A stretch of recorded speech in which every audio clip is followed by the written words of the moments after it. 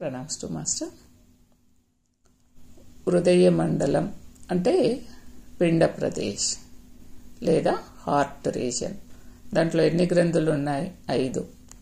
అంటే 5 చక్రాలు లేదా బిందువులు లేదా పాయింట్స్, నాట్స్ ఆర్ నాట్స్. వీటిలో 5 చక్రాలు అంటే ఏమేమి ఉన్నాయి? భూతత్వం, నెక్స్ట్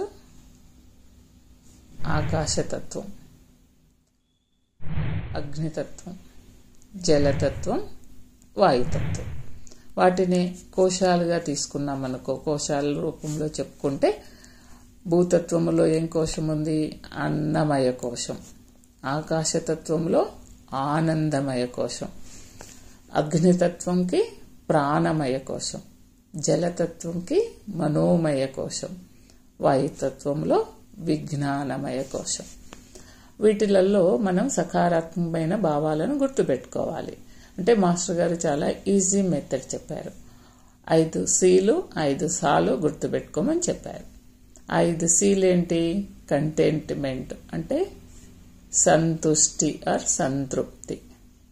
సెకండ్ది కామ్నెస్ అంటే శాంతి. థర్డ్ కంపాషన్ అంటే స్నేహం, ప్రేమ.